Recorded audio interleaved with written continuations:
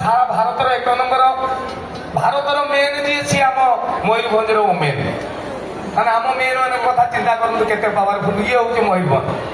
তো মো সৌভাগ্যকু গলা থর মু ভাবিଥିଲି টিকে আসଥିଲି ফ্যামিলি সহিত নূয়া বর্ষ মু কহিলি শিমিଳିପାଳ বুলিবা লাগি ଯିବା। মু ওড়িশা যাক সবু জায়গা বুলি সারি শিমিଳିପାଳ যাই নথিলি।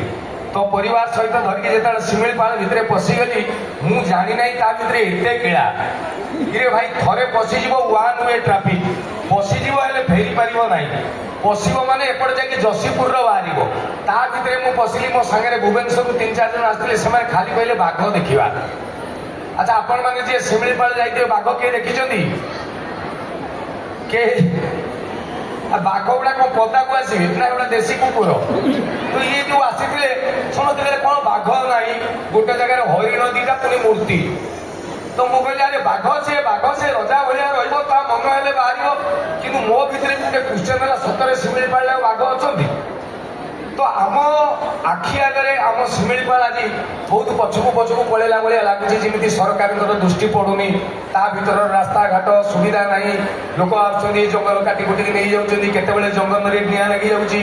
ଫରେଷ୍ଟ ଡିପାର୍ଟମେଣ୍ଟ ଯେତେ ଚେଷ୍ଟା କଲେ ବି ଯଦି ପବ୍ଲିକ ସାହାଯ୍ୟ ନ କରିବେ ସେଇ କଥା ଗୁଡ଼ା ହେଇପାରିବ ନାହିଁ। କହିବା କଥା ମୁଁ ଶୁଣିଥିଲି ଗୋଟେ ବଢିଆ କଥା ଶିମିଳିପାଳ ଉପରେ।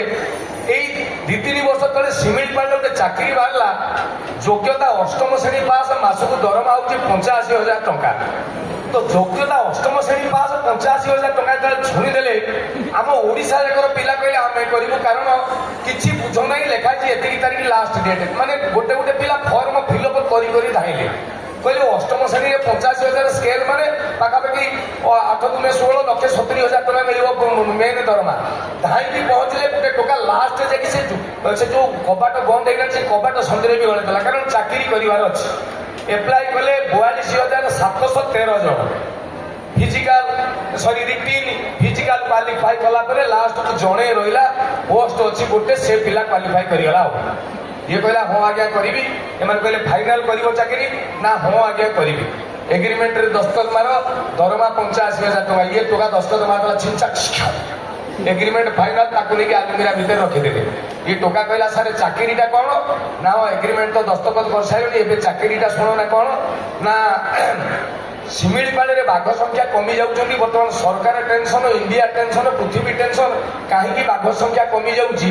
ତ ଆମେ ପରଦିନ ଦେଖିଲୁ ହଠାତ୍ ଗୋଟେ ବାଘ କିଏ ଗୋଟେ ମାରି ଦେଇଛି ବାଘଟିକୁ ଜଙ୍ଗଲ ଭିତରେ ସେ ଡେଡ୍ ବଡିଟା ପଡିଛି। ସରକାର ଏପର୍ଯ୍ୟନ୍ତ ଜାଣିନାହାନ୍ତି। ମୁଁ କହିଲି କ'ଣ କରାଯିବ ନା ତା ଚମଡ଼ା ଟିକେ ଆମେ ଖୋଲିକି ରଖିଛୁ ତୁ ବାଘ ହେଇକି ପିନ୍ଧିକି ତା ଭିତରେ ରହିବୁ।